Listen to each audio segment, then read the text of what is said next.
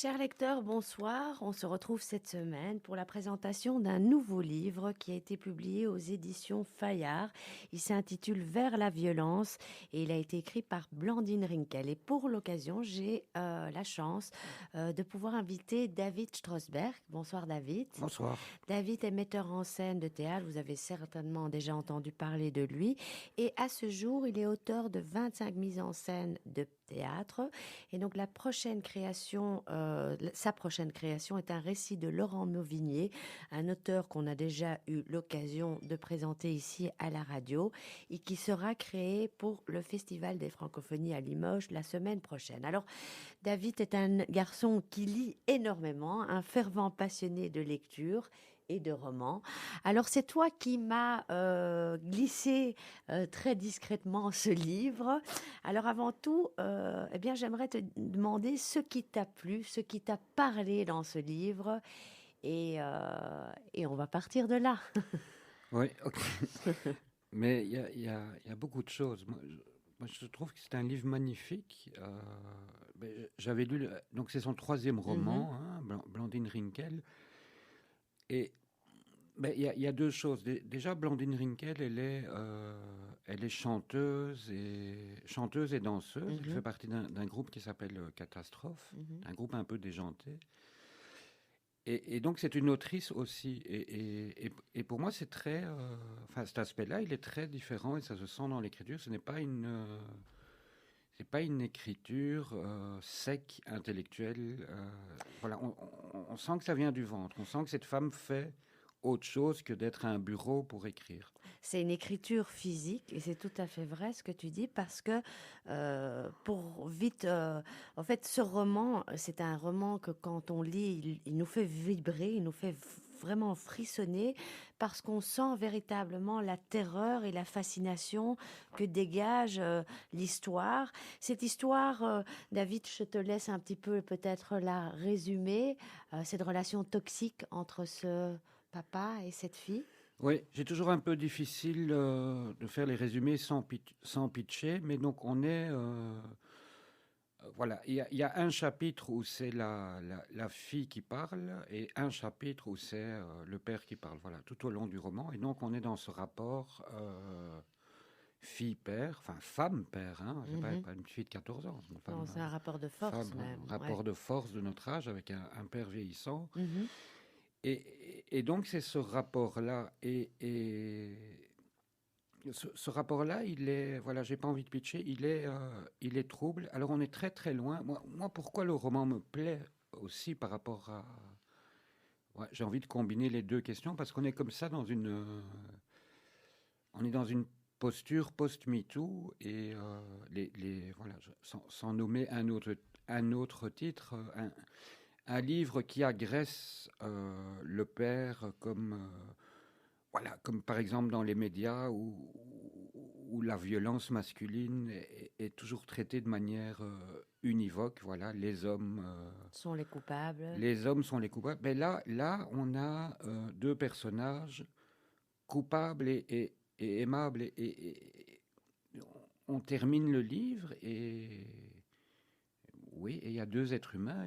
Enfin, moi, j'aime bien les deux, quoi. Mais il y a ce rapport de filiation qui est terriblement ambigu, mais quand je dis ambigu, il est très simple à Il la est très, lecture, hein.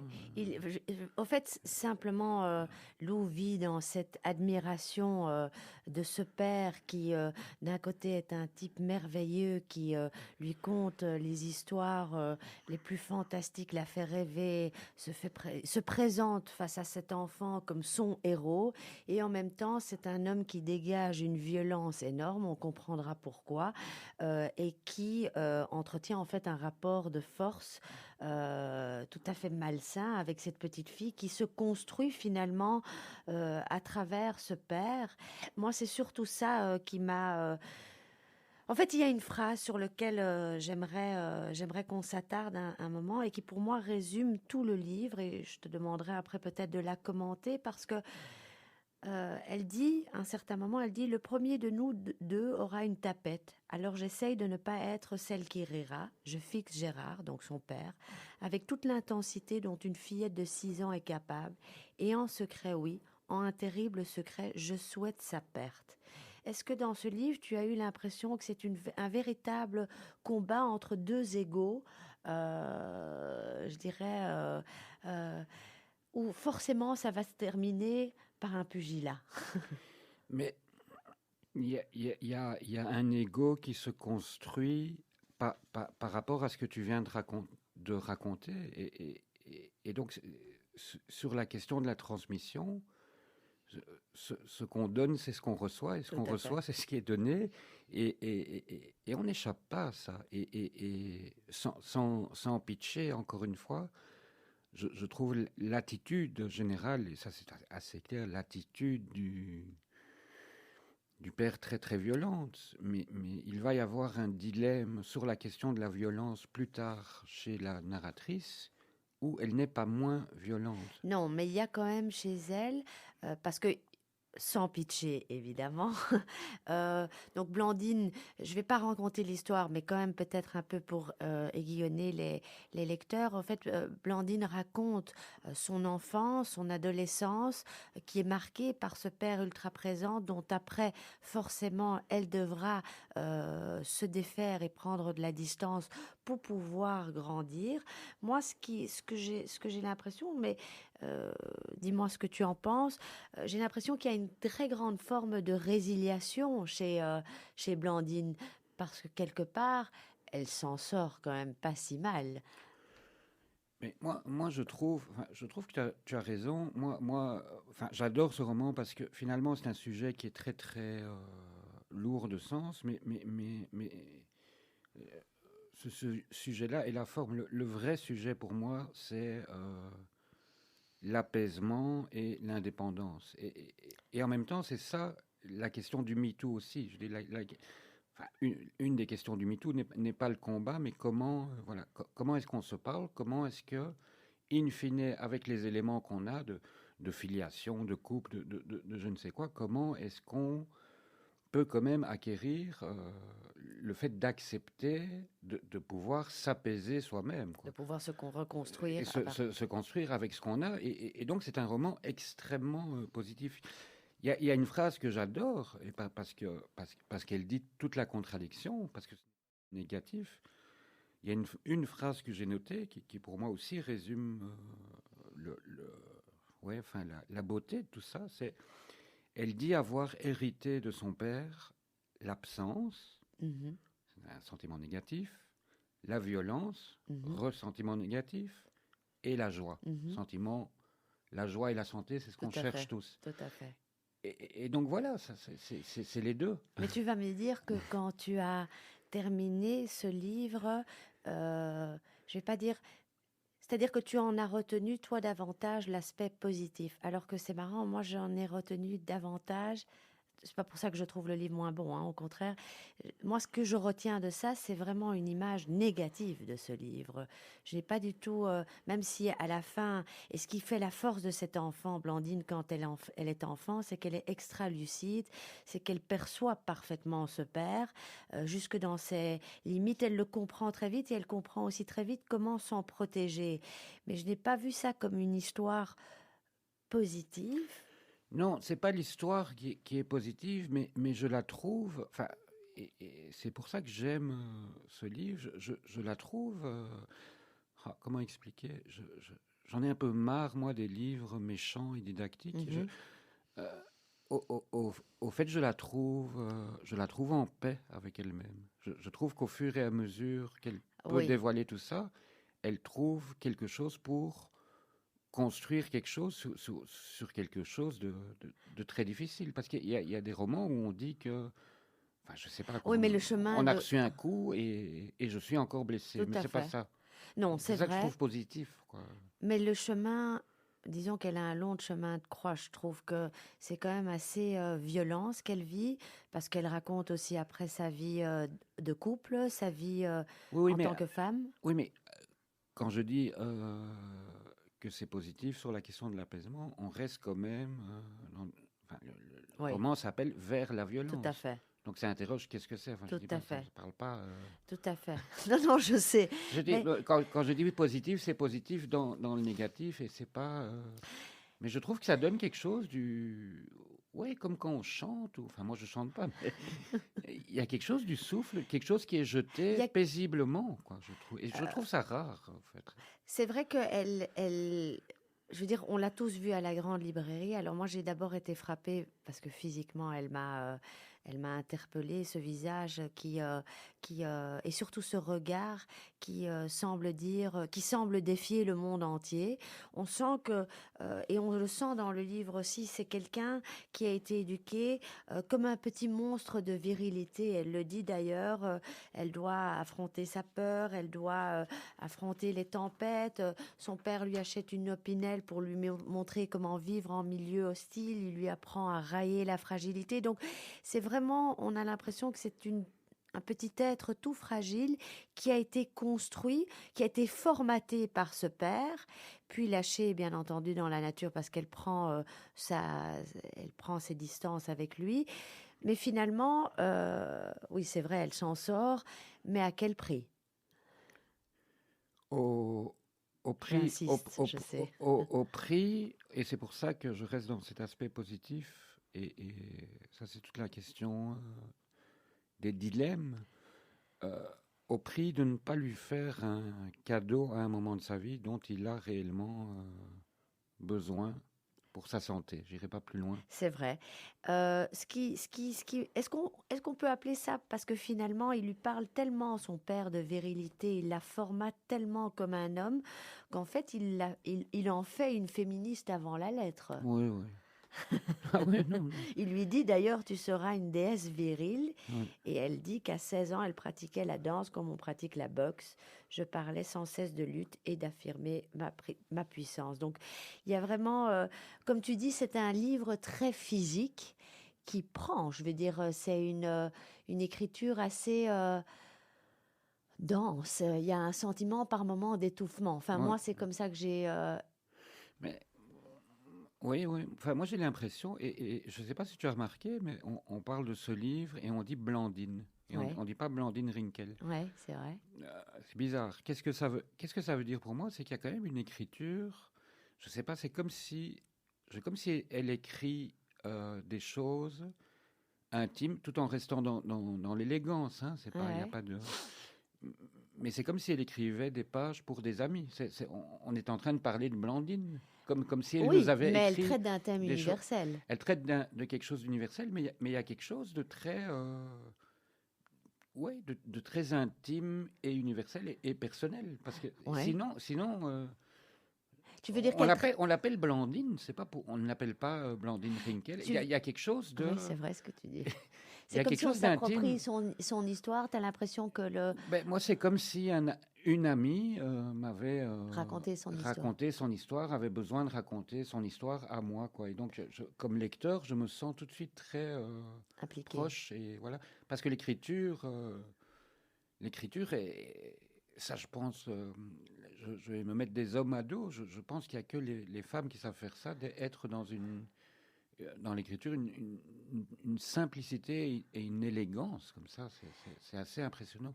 Encore une petite chose, tu disais l'avoir vu à la télévision. Mhm, C'est vrai que son physique est interpellant. Alors, mhm, voilà, je trouve ça une très très belle femme, mais c'est pas ça la question. Mais elle a un côté très angélique comme mhm, ça. Mais quand on regarde mhm. ses yeux de plus près, elle a un côté Qui fait peur. Ouais. qui fait un peu peur. On a Mhm, l'impression qu'elle peut devenir un mhm, robot. Donc, mhm. et, et donc, ce qu'on raconte là, c'est elle parce que c'est proche de son physique, et donc voilà, c'est un ange qui a encore des Ah oui, blessures, tout à fait. pas tout à fait Tout à cicatrisées, fait. c'est un ange qui a les nerfs à vif, quoi. Oui, tout à fait.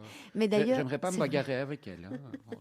Mais d'ailleurs, quand on lit le livre, moi j'ai toujours eu l'impression que on est toujours au bord de l'explosion, mais ça n'explose pas. Et c'est comme si Ouais, ouais. euh, on sent vraiment la tension qui va exploser en nous, en elle. D'ailleurs, elle dit à un certain moment qu'elle s'exerce plusieurs fois quand son père s'énerve contre elle, de se retenir. Il y a comme une forme d'exercice physique interne où elle apprend à respirer pour ne pas réagir. Et j'ai eu cette même impression en lisant le livre. On se retient avec elle, mais on pourrait taper dans le mur tellement on tend vers la violence, justement. Ouais, mais c'est ça qui est. Enfin, voilà. Ouais, tu as tout à fait raison, mais c'est ça qui est réussi. Je veux dire, Ouais. il y a en cette rentrée littéraire 4 autres livres Mhm. qui disent mon père est violent et cette violence explose. Et je suis triste parce que mon père est violent C'est et vrai, il est méchant. c'est vrai. Voilà. Bon, mais bon, j'avoue que j'ai un peu ma dose. Je comprends parce qu'il y a beaucoup de... Je suis tout à fait d'accord. D'ailleurs, c'est marrant parce que j'en parlais récemment dans une émission où je disais on en a marre un petit peu des livres qui sont des sortes de règlements de compte avec un passé. Mais chez elle, il y a quelque chose. Non, Il y a non, mais cette c'est dimension. bien, c'est un roman une fois là-dessus, c'est bien, Oui, mais il y a quand que c'est ça. une fois sur trois, Tout à fait. voilà. Non, mais celui-ci, c'est vrai, dégage quelque chose et fait naître aussi en nous euh, une sensation qui, comme je disais, qui est proche d'exploser et que j'ai ressenti, que peut-être tu as ressenti. Pourquoi le loup sur la couverture? Je te pose la question parce que je me suis Je- moi-même posé la question et elle s'appelle Lou. oui, je crois qu'elle en a parlé, mais je me Oui, souviens plus. Mais je crois que le loup est un animal on n'apprivoise pas. qu'on n'apprivoise pas, qui fait peur, qui est beau aussi. Il y a un mythe là-dessus. Les loups sont très très bien dessinés. Enfin voilà, le loup a quelque chose de sauvage, hein. Oui, je comprends ce que tu veux dire. Et c'est vrai parce qu'elle montre en fait un loup sur la couverture du livre, parce que la couverture m'a intriguée. Pourtant, je reste pas sur la couverture d'habitude, mais on voit un loup qui est en train de se former. Le Ah loup, ouais, ouais. voilà, et qui commence, qui est à peine dessiné pour terminer et être tout à fait formé. Euh, Mais là, tu donnes une piste intéressante parce que c'est peut-être ça aussi le livre, c'est de comment, par des aspects négatifs, tu réussis quand même à te former parce que les théoriciens qui disent qu'on n'hérite pas des gènes, enfin, je veux dire, enfin, c'est faux. c'est tout à fait. Bien sûr, on est le produit. On est le produit fini de nos parents. Tout à fait, on est le Et produit fini. donc, il faut faire avec tout ça. Et peut-être que la couverture dit, je construis quelque chose qui est bon pour moi. Pour moi, j'ai aussi l'impression que Lou vit avec un père qui est dans une tension constante parce que c'est un père qui aussi entre euh, le fait d'être bien dans sa peau et en même temps c'est un homme qui est terriblement complexé, qui se construit, euh, qui embellit son métier. Il est policier, mais il rend ce métier plus intéressant alors que ça pue, je dirais, euh, le quotidien. Elle raconte, Blandine, elle va visiter les locaux de police où son père travaille, ça pue l'ennui, son père a une vie on ne peut plus banale. Et c'est un homme, lui, qui se sent toujours menacé et qui lui apprend très très vite, j'ai l'impression, comme un loup, comme Salou, il lui apprend la danse de la survie et il lui apprend à être sur le qui-vive à chaque fois parce que cet enfant n'est jamais tranquille, elle est tout le temps mise sous tension, la petite loup. Mais je crois que ce qu'il lui apprend ne va pas lui servir Non, après à lui. Et c'est ça toute la contradiction. Et c'est ça que je trouve magnifique. c'est vrai. Je suis au bord de pitcher, mais Non, mais c'est non, tout à non, fait vrai ce que tu dis. mais on, on reçoit ce qu'on reçoit et les conséquences sont ce qu'elles sont. Et c'est ça que ça dit. Ça dit quand même les Oui, limites de la filiation, quoi. c'est tout à fait vrai ce que tu dis parce que, sans pitcher non plus, il lui, euh, il lui enseigne la virilité, il lui enseigne la force, il lui enseigne finalement de penser à elle avant tout, d'être plus forte que les autres. Et c'est ce qu'elle fait jusqu'au bout, quitte à Il briser y a les quand même liens. vers vers la fin, elle lui écrit une lettre que je Oui, trouve magnifique. magnifique. Et donc là, c'est vraiment le summum du roman vers la fin. Cette lettre est magnifique, mais est d'une cruauté sans borne Tout sur à fait. l'objet de cette lettre. Enfin, parce qu'on parle beaucoup de la violence du père, mais voilà, je me répète peut-être, elle a hérité de la violence, de l'absence et de la joie. Quoi. C'est ce trio-là, voilà, qui fait que, voilà, ça c'est mon papa et ça c'est moi, aujourd'hui, 30 ans plus tard. Et je trouve ça magnifique d'accepter ça.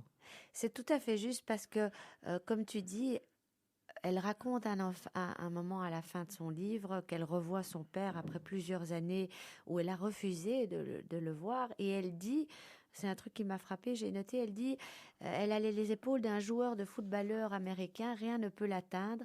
Elle dit, j'ai le cuir d'un pote de la marine, d'un copain sportif avec qui on parle de porno en sortant de l'entraînement. Rien ne me choque, je peux tout encaisser. Et donc, c'est exactement ça. Et le père, comme tu dis, se retrouve victime de cette éducation qu'il a cherché Ouais, avant tout à imposer à sa fille, ouais. par peur lui-même, parce que finalement, le père a peur lui-même de ses propres démons, où il n'est pas si fort que ça. Oh, je trouve très, très, très faible. Très, très, on est bien d'accord. Tout à fait. Tout Très à fait. faible et voilà. Mais Très, très moi, faible. j'ai terminé ce bouquin, je me suis dit, mais finalement, oui, il y a quelque chose de l'apaisement parce que je me dis, mais voilà, c'est violent, mais tout peut être vu de manière violente, mais en même temps, tout le monde fait ce qu'il peut. C'est vrai. J'aime beaucoup cet aspect-là. Je suis un peu vieillissant, peut-être. Non, non, mais voilà, aujourd'hui, il y a quelque chose où je me dis, mais voilà, mais les parents ont fait ce qu'ils ont pu, nous faisons ce que nous pouvons, voilà. Alors on peut toujours corriger le tir, hein, c'est à ça que sert le dialogue, mais j'ai terminé ce livre en se disant, mais au fait, tout le monde fait ce qu'il peut et tout le monde devient ce qu'il peut. Alors, je trouve que tu as été beaucoup plus tolérant Ouais. que moi parce que quand j'ai terminé le livre, je me suis dit, il y a vraiment des parents qui méritent de ne pas être parents.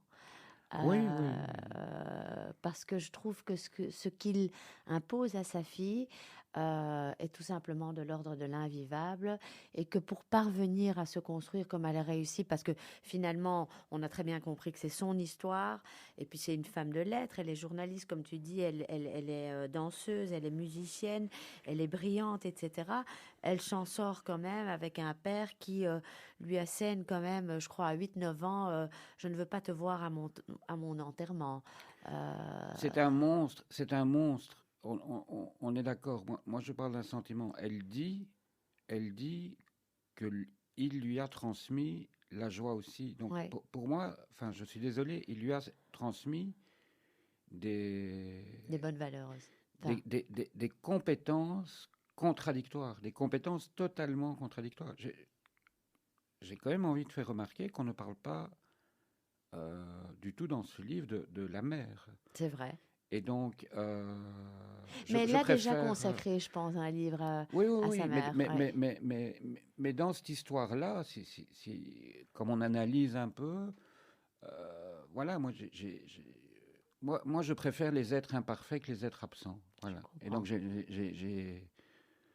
bon, je triche un peu parce que j'ai lu le livre sur la mer, mais voilà, on ne parle pas de la mer et finalement, voilà, elle est le produit, comme tu dis, de ce qu'il est, mais ce qu'il fait, c'est, c'est pas une question de tolérance, hein, ce qu'il fait n'est Et pas pardonné, condamnable. ce qu'il fait est condamnable, mais c'est juste ce sentiment de, bon, c'est comme ça, Ouais, on peut pas faire voilà. autrement.